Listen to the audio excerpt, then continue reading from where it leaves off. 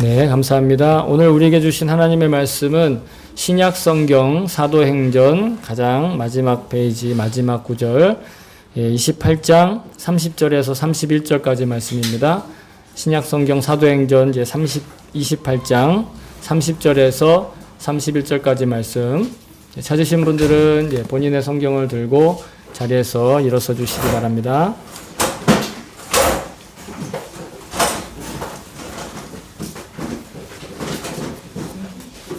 네, 됐나요? 자, 그러면 우리 세 번역으로 같이 한 목소리로 받들도록 하겠습니다. 시작! 바울은 자기가 얻은 셋집에서 꼭 2해 동안 지내면서 자기를 찾아오는 모든 사람을 받아들였다. 그는 아무런 방해도 받지 않고 아주 담대하게 하나님 나라를 전하고 주 예수 그리스도에 관한 일들을 가르쳤다. 아멘. 주의 말씀입니다. 모두 자리에 앉아 주시기 바랍니다. 네, 제가 설교를 위해서 잠깐 짧게 기도하도록 하겠습니다. 기도합니다. 좋으신 하나님 감사합니다. 오늘 귀하고 복된 날입니다.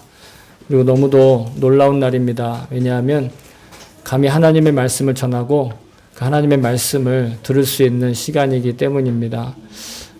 인간의 말로 전하고 또 인간의 소리로 이야기하지만 이 안에 함께 우리와 임재하고 계시는 성령님께서 저의 입을 주관하시고 뿐만 아니라 이 음성을 듣는 주님의 사랑하시는 백성들의 귀를 주관하여 주시옵소서.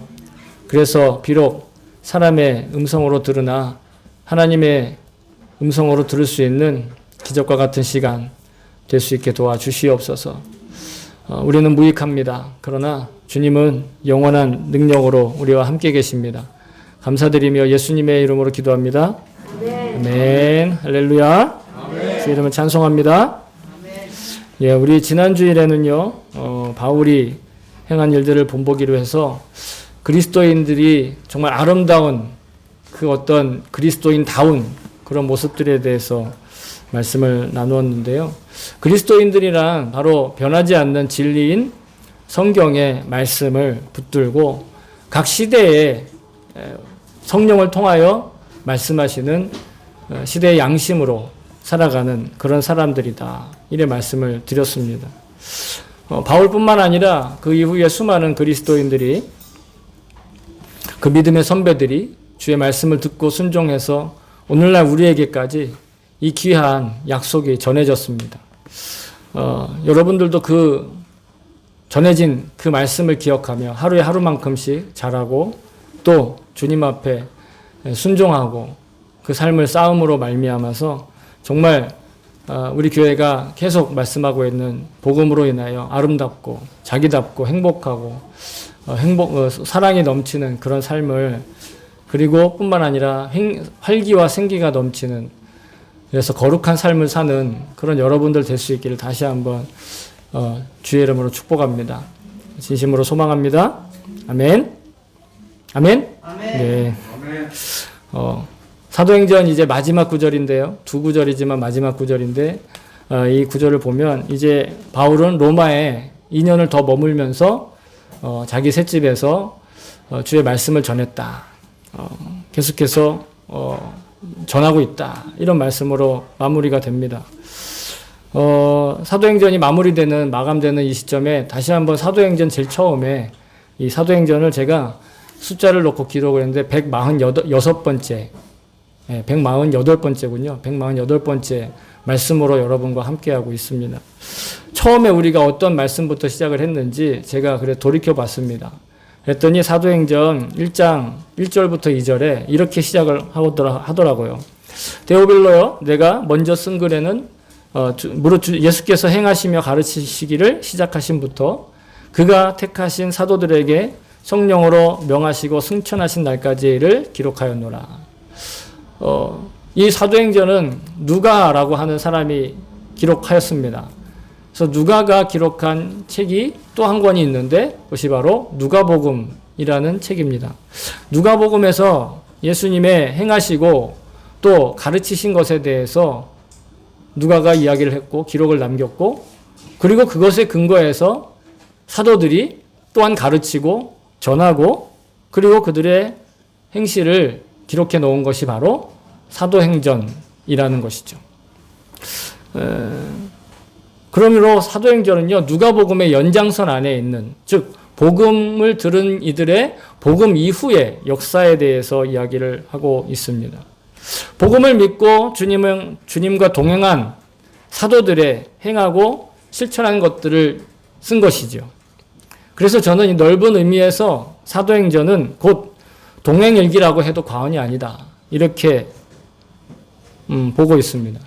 물론 그 기록의 기준은 예수님의 행하심과 가르치심이기 때문에 그렇다는 것입니다. 단지 어떤 교회의 역사가 아니라 사도들이 복음을 듣고 그 복음의 주인이신 예수 그리스도의 행하심과 그의 가르치심을 기준으로 자신의 삶을 순종하고 뿐만 아니라 그것을 기록으로 남겨두었다라는 것이에요.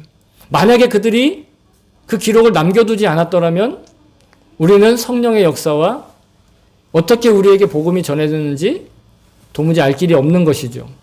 나만 그냥 은혜 받고 나만 그냥 감동하고 그리고 끝났다면 우리는 사도들의 역사와 교회의 역사 그리고 예수님의 복음조차 우리에게 전해지지 않았을 거라는 것입니다. 그들은 예수님의 가르침과 행하심을 기준으로 그 시선으로 자신의 삶을 돌이켜보고 기록에 남겨두었습니다. 그러므로 사도들은 이렇게 생각한 적이 없어요. 어떻게 생각한 적이 없느냐? 어떻게 하면 사람들을 잘 설득시킬까? 어떻게 하면 좋은 이미지를 우리가 가질 수 있을까? 어떻게 하면 우리가 좋은 환경에서 살 수 있지? 어떻게 하면 우리 공동체가 로마의 사람들에게 인정받을 수 있을까? 어떻게 하면 좀 더 효율적으로 우리의 삶의 문제를 해결할 수 있지? 이렇게 생각하지 않았어요. 심지어는요, 하나님의 역사에 관해서도 어떻게 하면 하나님의 역사를 좀 드라마틱하게 사람들한테 좀 설득력 있게 좀 포장해서 이야기해 줄 수 있을까? 이렇게 생각하지 않았다라는 거예요. 좋은 이야기만 남기지 않고 심지어는 다투는 이야기, 갈등하는 이야기, 그리고 그들이 미움받는 이야기, 옥에 갇히는 이야기, 문제가 오히려 더 커지는 이야기들이 사도행전뿐만 아니라 그 후에 모든 신약 성경의 서신서들에서 발견되고 있다는 것이. 그들이 이런 데 관심이 없었다라는 것을 알 수 있는 대표적인 에피소드가 사도행전에 나와요. 아마 여러분들도 기억하실 거예요. 사도행전 6장에 나오는데 초기에 사도들이 활동을 왕성하게 하자 사람들이 교회 안에 많은 기부를 했어요. 그래서 자기의 것을 자기의 것이라 얘기하지 않고 다 사도들에게 맡기며 구제 활동을 했습니다. 근데 그 구제 활동이 결국은 그들의 삶에 문제를 일으켰어요. 그러자 사도들은 결단했습니다. 그리고 이렇게 이야기를 합니다. 12사도가 모든 제자를 불러 이르되 우리가 하나님의 말씀을 제쳐놓고 접대를 일삼는 것이 마땅하지 아니하니 우리가 이 일을 그들에게 맡기고 우리는 오로지 기도하는 일과 말씀 사역에 힘쓰리라. 이게 사도들의 결단이에요. 교회 공동체가 커지고 사람들한테 인정받고 문제가 해결되자 그 안에 하나님의 말씀과 예수의 가르침이 연약해지기 시작했다는 거예요. 그러자 그들은 과감하게 자신들이 그 권리를 내려놓고 그 일들은 그대로 하되 자신들의 정체성, 즉 사도들로 대표되는 교회의 정체성은 어떤 구제 활동을 잘하고 사람들에게 잘 대접하고 사람들에게 이목을 받고 사람들에게 좋은 이미지를 주는 문제가 해결되는 그런 공동체로 비춰지는 것이 아니라 하나님의 말씀과 기도하는 일, 즉 교회의 본질에 더 집중하기 시작했다는 것이.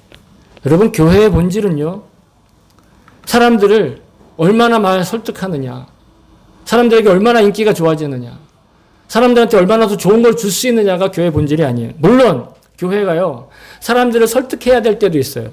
좋은 이미지로 사람들에게 보여줘야 될 때도 있어요. 그것도 중요해요. 교인들은 되도록 사람들에게 친절하고 또 사람들에게 선을 베푸는 것, 오히려 이런 것들이 선교에 도움이 돼요. 전도하는 데 큰 도움이 돼요.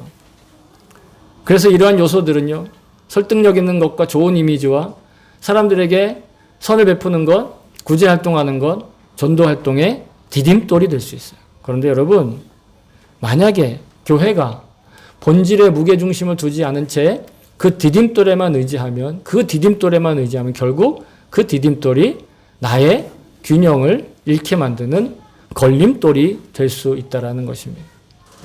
교회가 본질을 붙들지 않을 때, 균형을 잃어버릴 때 넘어지게 된다는 것이에요. 그러니 여러분, 교회가 교회답도록 해야 합니다. 그래야 우리가 우리다워질 수 있어요. 마찬가지로 우리가 우리다워야 교회가 교회답게 바로 세워져 나갈 수 있다는 것. 여러분, 복음이 우리를 우리답게 하고요. 그래서 우리가 사람답게 되고요. 사람다운 것이 아름다운 것이고, 아름다운 것이 행복한 것이고, 결국 원수까지도 사랑할 수 있게 되는 거예요. 복음의 능력은 그런 데서 시작되는 거예요. 복음이 나를 나답게 해야 돼요. 내가 나답다라는 건 사람답다라는 거예요. 사람다운 것이 아름다운 것이고, 아름다워야 진정한 행복을 누릴 수 있고 생기와 활기가 일어나는 거예요. 소유가 많아진다고? 내가 누릴 수 있는 권리가 많아진다고? 내가 영향력이 강해진다고? 그것이 우리를 사람답게 하는 게 아니라는 거예요. 여러분, 혹시 복음이라는 말을 많이 들었지만 여전히 복음이 뭔지 헷갈리는 분들이 있을지 모르겠어요. 복음이 무엇입니까? 라고 물어보면 이러다가 끝나는 사람들이 솔직히 우리 가운데도 있을지도 모르겠어요. 말씀을 준비하면서 이 복음이 무엇인지 아주 컴팩트하게 그리고 아주 명확하게 굵은 선으로 설명할 필요가 있겠다 생각이 들었어요. 그래서 이걸 준비했는데 보시다시피 안 보여요. 아쉽게도. 그래서 제가 급하게 여러분들 주보 놓는 곳에 사형리라고 하는 작은 소책자를 놔드렸어요. 이 사형리가 바로 이 네 개의 법칙, 즉 우리의 구원에 관한 영적인 법칙을 이야기하는 아주 컴팩트하게 아주 간략하게 선 굵게 설명하고 있어요. 여기서 제가 그것을 설명하기는 시간 관계상 패스하도록 하겠습니다. 그러나 이 복음지가 참고로 이 화면은 저희 교회가 쓰고 있는 복음지에 있는 한 장면입니다. 이 복음지 한 장이 우리의 복음을 완벽하게 다 설명하고 이것만 전해주면 사람들이 갑자기 감동을 받아가지고 예수를 믿는다? 라고 하기엔 여러분, 복음이라는 것이 너무도 깊고 그 스펙트럼과 그 크기와 그 깊이가 너무도 깊어요. 복음이 무엇인지 알고 싶은 이에게 혹은 복음을 알고 있지만 잊어버렸던 상실했던 이에게 이정표는 될 수 있어요. 우리가 도쿄 신주쿠에서 하치오지로 오려면 하치오지라는 이정표가 있잖아요.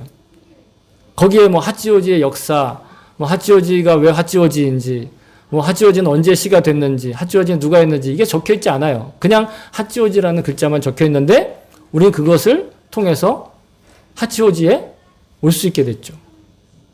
복음지도 마찬가지예요. 사형리도 마찬가지예요. 그렇게 해서 우리에게 복음이신 예수 그리스도를 소개하는 것에 불과해요. 그러나 그걸로 인해서 우리는 놀랍게도 영생하는 삶의 문고리를 붙들 수 있고 영생하는 삶의 문에 들어가서 영생하는 자의 삶을 살 수가 있는 거예요. 근데 여러분, 우리가요, 아무리 유명하고 정말 근사하고 정말 번듯한 그런 교회 공동체 내가 그냥 있다. 아무 생각 없이 그냥 난 거기 멤버야. 라고 한다고 해서 우리가 그 영생을 누리느냐. 또 내가 몇 대째 신앙생활을 잘하는 정말 우리 선조 중에 우리 집안 어른들 중에 우리 초대교회에 어떠한 선교사에게 전도를 받고 회개해서 영생에 이르는 사람이 있다 한들 그 후손이라 한들 아니면 내가 아침부터 저녁까지 눈꽃 뜰 새 없이 교회에서 이것도 하고 저것도 하고 봉사하고 헌신하고 그래서 교회를 번듯하게 잘 가꾸는 그런 사람이라 한들 그 영생에 속해 있느냐? 그거는 모르는 일이라는 거예요. 우리가 복음에 대한 기초 지식과 복음에 대해 어떤 정보를 안다고 해서 정말 우리가 잘 믿는 사람인가 점검해 봐야 된다는 거예요. 내가 정말 영생을 누리고 있는가? 성경은 우리가 인생을 살지만 그 인생 가운데 영생의 삶을 살고 있다라고 얘기한다라는 거예요. 인생과 영생은 전혀 다른 이야기인데 성경은 우리가 인생을 살면서 동시에 영생을 살고 있다라고 얘기한다라는 거예요. 근데 정작 우리들은 그걸 느끼고 있느냐 말이에요. 정작 우리들은 그것을 체감하고 있느냐 말입니다. 바울은 인생을 살면서 영생을 사는 사람들, 복음을 믿고 거듭나서 죄사함을 얻고 그래서 영생을 누리는 사람들, 그 사람들의 삶에 대해서 이렇게 표현했어요. 아마 여러분 다 아실 거예요. 갈라디아서 2장 20절에 내가 그리스도와 함께 십자가에 못 박혔나니 그런즉 이제는 내가 산 것 아니요 오직 내 안에 그리스도께서 사시는 것이라. 이제 내가 육체 가운데 사는 것은 나를 사랑하사 나를 위하여 자기 자신을 버리신 하나님의 아들을 믿는 믿음 안에 사는 것이라. 여러분, 이게 인생을 살지만 영생을 사는 사람이에요. 육체 가운데 산다라는 건 인생을 사는 것을 말해요. 그러나 그 믿음 안에 산다라는 건 영생 안에 살고 있다라는 걸 뜻하는 거예요. 나의 옛사람, 즉 멸망당해서 지옥으로 가기에 마땅한, 당연하게 지옥으로 가야 되는 나의 욕심 많은 자아, 죄 많은 자아가 이미 예수님의 십자가에서 같이 죽었다라는 거예요. 그러나 나는 지금 육신으로 살고 있잖아요. 나의 욕심이 여전히 있잖아요. 그러나 그 육신의 상태에서 이제 부활하신 예수님과 그 육신의 일상생활을 포기하지 않고 살아간다는 것, 동행하는 것, 그것이 예수님과의 동행이에요. 예수님과 동행이 어떤 구름 위에서 걷는다거나 아무런 문제 없이 그냥 모든 것들이 다 순조롭게 그냥 내 믿음에 그냥 나는 정말 믿는 잘 믿는 사람이야, 이런 감동이 계속 올라오는 게 주님과의 동행이 아닙니다, 여러분. 절망 속에서도 주님이 나와 함께 계심이 믿어지는 게 동행이에요. 사망의 음침한 골짜기를 다니고 있는데 거기에도 주님이 나와 함께 계신다는 것이 떠오르는 것, 그것이 주님과의 동행이에요. 승리하는 것만이 주님과의 동행이 아니에요. 우리는 이런 약속 안에 다양한 스펙트럼이 존재하는 거예요. 어떤 사람은 이렇게 살고 어떤 사람은 또 저렇게 살고, 저와 같은 삶이 있다면 여러분들 각자의 삶이 또 따로 있는 것이죠. 그 안에 물론 성공적인 인생의 여정도 있어요. 질병으로부터 자유를 얻은 사람도 있고요. 재정적인 풍요로움을 누리는 이들도 있습니다. 사람들로부터 인정받고 사람들이 기억해주고 박수 쳐주는 그런 생활도 있지만 그렇지 못한 삶도 우리에겐 있다라는 거예요. 근데 이런 늘 형통하고 늘 잘되고 사람들한테 인정받고 박수받고 기분 좋은 그런 삶이 여러분 복음을 믿고 나서 우리에게 주신 선물에 불과하다는 것. 그건 내가 노력해서 따내는 게 아니라 주님께서 내게 주신 선물이라는 것. 본질은요, 선물이 아니라 선물을 누가 줬느냐가 문제인 거예요. 사탄 마귀도 우리에게 선물을 줄 수 있어요. 예수 그리스도께서 우리에게 선물을 줄 수 있어요. 누가 주는 선물이냐 하는 거예요. 그런데 선물이 없어도 우리에게 만약에 주님이 계신다고 한다면, 그 선물을 주시는 주님이 계신다고 한다면, 여러분 우리가 우리의 인생의 문제를 문제시하지 않는, 즉 문제에 얽매이지 않는 삶을 산다라는 거예요. 어떤 유명한 지금은 은퇴하신 목사님이시지만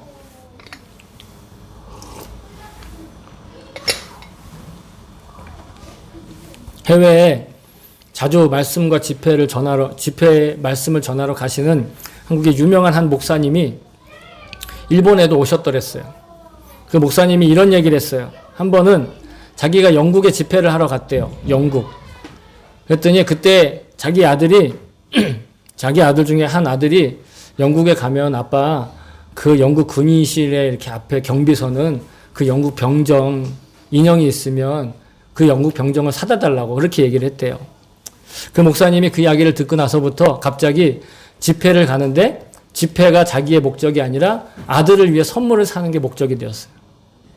그래서 물론 집회는 잘 은혜롭게 하고 있었지만 계속 그 생각이 떠나지 않는 거예요.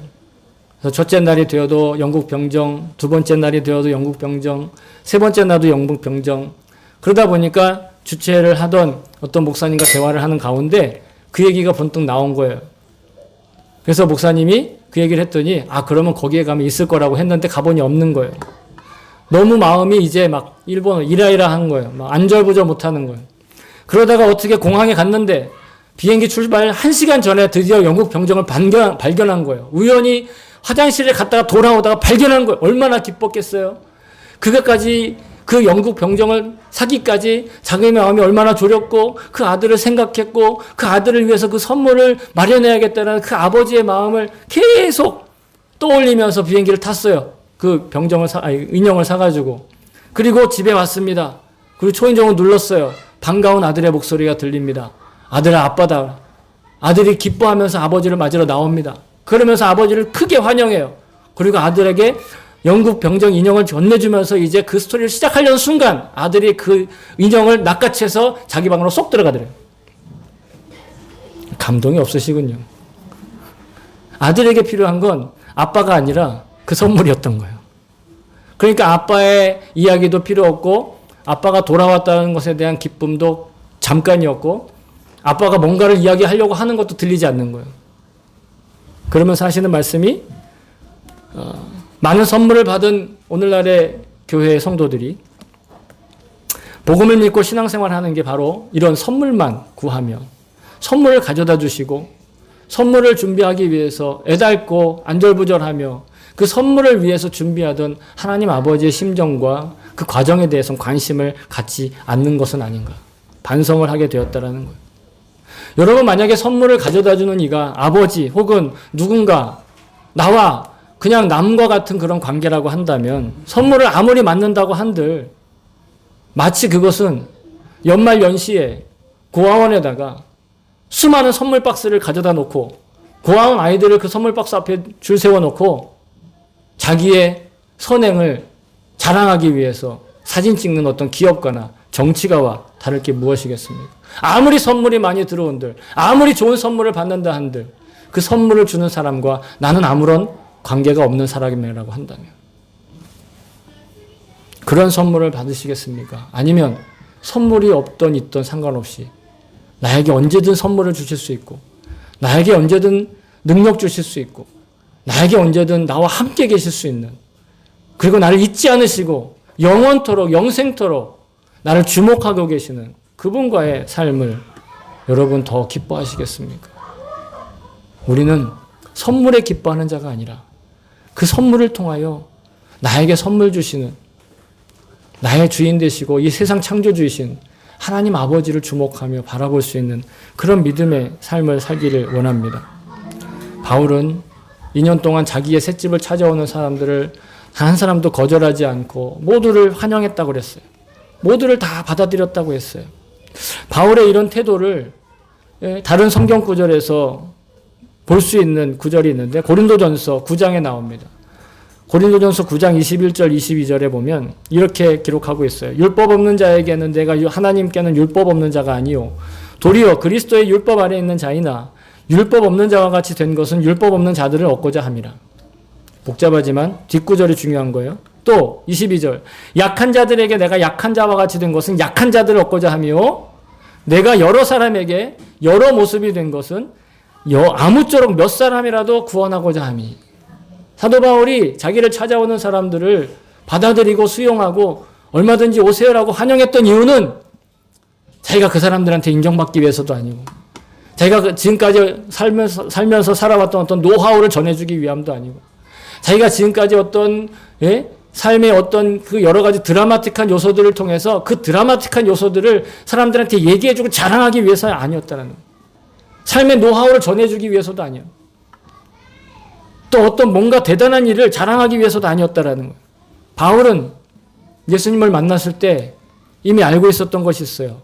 뭐냐? 인간은 탐욕을 채울수록 더 탐욕에 빠지게 된다라는 거예요. 놀라운 거예요. 탐욕과 욕심을 채우는데 더 탐욕과 욕심을 갖는다라는 거예요. 잠언 28장 25절에는 이렇게 얘기하고 있어요. 욕심이 많은 자는 다툼을 일으키나 여호와를 의지하는 풍족하게 되느니라. 욕심을 가지면 다투게 된다라는 거예요. 또 전도서는 이렇게 경고합니다. 은을 사랑하는 자는 은으로 만족하지 못하고 풍요를 사랑하는 자는 소득으로 만족하지 아니하나니 이것도 헛되다. 인생이 헛된 이유는 은을 가지고 있어도, 풍요를 가지고 있어도 만족을 모르기 때문에 헛되다라는 거예요.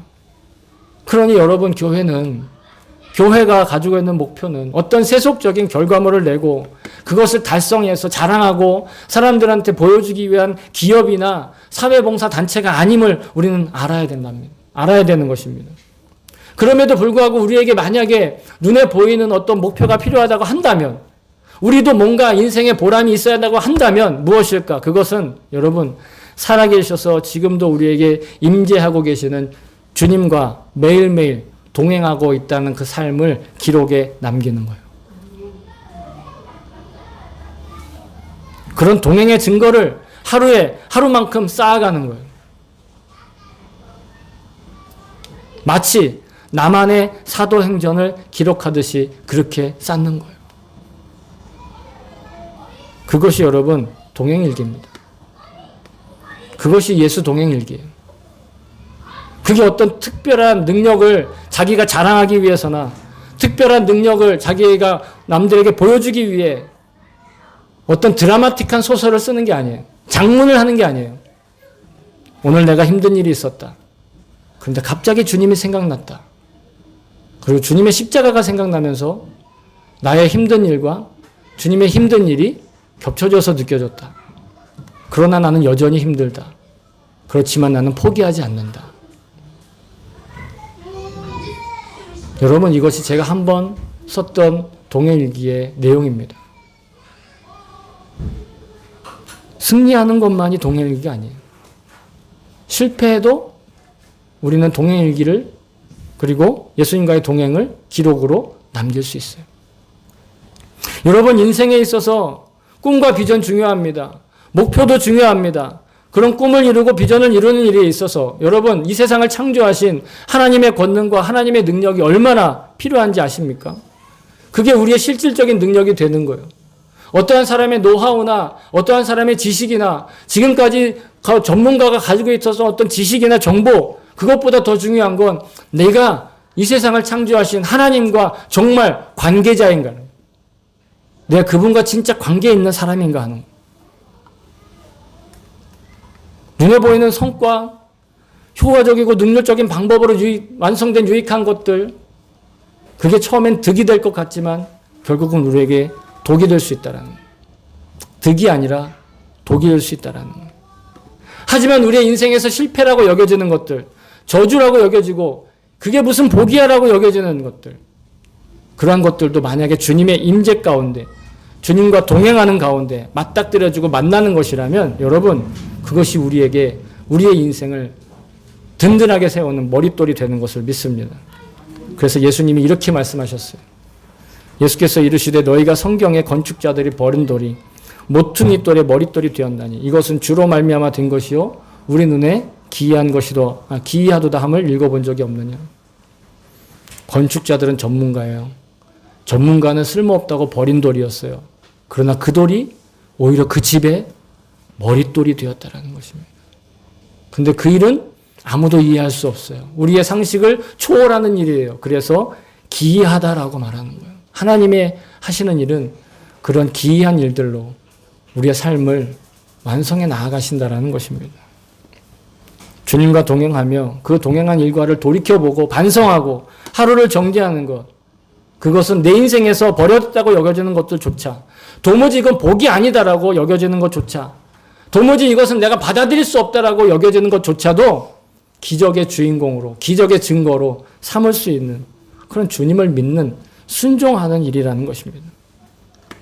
여러분, 복음을 믿고 영생을 산다라는 게 어떤 목표를 가지고 그 목표를 이루기 위해 몸부림치고 애쓰고 그러다가 그냥 겨우 조그만 거 하나 이렇게 얻는 그런 게 아니에요. 이미 여러분, 우리는 완성된 영생 안에 머물고 있는 거예요.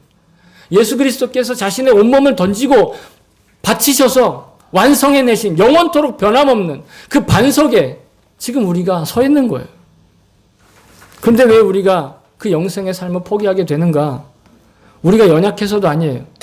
우리가 유혹이 너무 강해서도 아니고, 유혹이 너무 우리에게 세서도 아니에요. 그건 주님을 인식하지 않고 주님을 의식하지 않아서라고 유기성 목사님의 칼럼에 기록된 것을 제가 봤어요. 그러면서 하시는 얘가 만약에 우리가 어떤 도둑질을 하려고 할 때 남들이 없으면 남들이 보는 눈이 없으면 도둑질을 할 수도 있어요. 그게 우리 인간이에요. 근데 여러분 누군가 보는 눈이 있으면 누가 보는 눈이 있다 생각되면 내가 아무리 도둑질을 하고 싶어도 도둑질하지 않게 되는 거예요. 그 뜻은 뭐예요? 죄를 짓고 싶은 유혹이 아무리 강해도 누군가 함께 있다면 그 죄를 이길 수 있다는 거예요. 그런 의미에서 여러분 우리는 동역자가 필요해요. 어떤 동역자? 일기를 나눈 방에서 함께 쓰고 읽으면서 공유하며 격려하고 위로하고 그 죄를 위해서 함께 기도하는 그런 사람들이 필요한 거예요. 그게 바로 교회 공동체고 그게 바로 믿음의 공동체고 그게 바로 믿음의 관계예요. 그리고 오히려 그런 복음이 더 필요한 사람들은 믿지 않는 사람들이 아니라 믿는 사람들일 수 있다는 게 바울의 이야기예요. 바울은 로마에 있는 신도들에게 이렇게 얘기했어요. 그러므로 나는 할 수 있는 대로 로마에 있는 너희에게도 복음 전하기를 원하노라. 로마에 있는 성도들에게 보내는 편지입니다. 로마에 믿지 않는 자들에게 보내는 편지가 아니라 로마의 성도들은요, 주변에게 칭찬을 많이 받았어요. 또 심지어는 저 멀리 있는 예루살렘에 있는 성도들에게까지 그 소문이 다 났어요. 로마의 성도들이 얼마나 신실하고 로마에 있는 성도들이 얼마나 열심으로 교회를 섬기고 있는지 복음을 위해서 얼마나 손해를 보고 있는지. 그런데 그들에게도 여전히 뭐가 필요하다고요? 복음이 필요하다라는 거예요. 내가 지금 신앙생활 잘하는 것 같고 내가 일주일에 한 번씩 예배 드리는 거 빠지지도 않고 나는 몇 대째 신앙생활 하는 사람이고 내가 얼마나 봉사를 열심히 하고 그런데 여러분 복음이 뭐냐고 물어보면 머뭇거리는 사람들이 우리에게 있다라는 거예요. 교회는 지속적으로 그리고 끊임없이 복음에 대해서 말하고 복음에 대해서 들어야 되고 또 복음에 대해서 늘 기억해야 하고 복음에 대해서 서로 이야기를 나눠야 돼요. 그 복음이 지금 나를 이끌어가고 있다는 걸 서로 공유하는 게 바로 예수 동행 일기라는 거예요.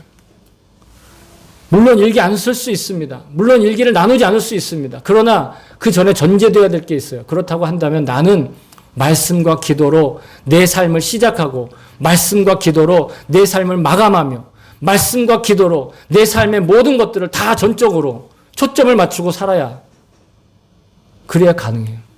만약 그렇게 살고 있다면 그래도 괜찮아요. 그러나 그렇게 살지 못한다고 한다면 그 예수 동행일기가 그 동행일기가 우리를 지탱해 준다라는 거예요.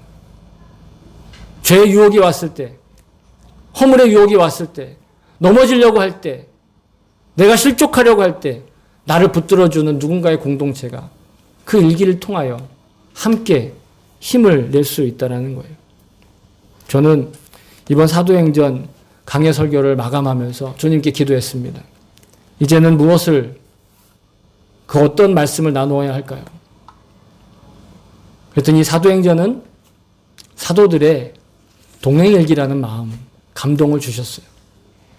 그리고 우리도 마찬가지로 이 동행일기를 통해 예수님과 동행하고 있는 예수님과 동행하는 게 우선이죠. 그런데 그 예수님과 동행하고 있는 그 기록들을 함께 나누고 함께 남기고 함께 공유하라는 그런 감동을 몇 주 전부터 계속 주십니다.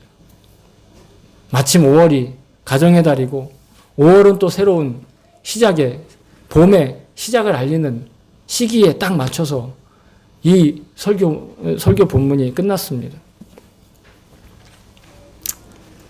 그렇다고 일기 안 쓰면 교회 나오지 말라 이런 뜻 아닙니다. 안 써도 뭐 괜찮아요. 뭐 안 쓰고 싶으면 안 써도 돼요. 다만 아까 말씀드렸다시피 내 삶의 말씀과 기도로 내가 성도라고 한다면 그리스도인이라고 한다면 말씀과 기도로 자신을 지켜야 돼요. 그 일이 어려우니까 돕겠다는 거예요. 일기를 통해서라도 일기 나눔을 통해서라도 내가 나답게 살아가고 아름답게 살아가고 복음에 합당하게 살아가는 그 길을 위해서 도와드리겠다라는 거예요.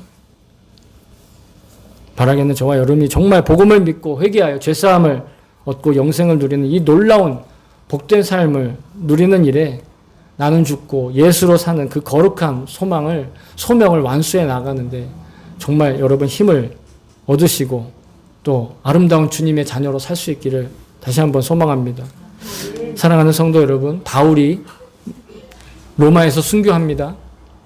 그리고 로마에서 순교하기 전 자신을 향해 나아오는 모든 사람들을 환영하며 받아들였습니다. 그리고 그들에게 다른 어떤 지식이나 형통이나 성공의 노하우를 전하지 않았습니다. 그렇다고 자기 아프고 힘든 이야기를 무작정 들어주며 기분 좋게, 기분 풀어주는 카운셀링을 한 것도 아니었습니다. 바울은 성공을 원하는 자에게, 삶을 보람있게 살기 원하는 자들에게, 또 문제를 해결하기 원하는 자들에게, 그리고 육신의 아픔과 유혹으로 휘둘리는 모든 자에게 오직 예수 그리스도의 복음을 전했습니다. 심지어는 예수를 잘 믿는다고 하는 성도들에게까지 다시 복음을 선포하였죠. 우리가 어떤 삶을 살더라도 거룩함의 소명을 이루는 아름답고 행복하며 보람찬 일상을 살 수 있기를 정말로 소망합니다. 그런 성도의 삶을 위해서 매일매일 우리가 주님을 바라보고 또 주님의 동행하심을 기억하고 그 놀라운 증거들을 하루에 하루만큼씩만 기록함으로 주님 앞에 내 삶을 쌓아갈 수 있기를 다시 한번 주님의 이름으로 여러분을 축복합니다. 기도하겠습니다.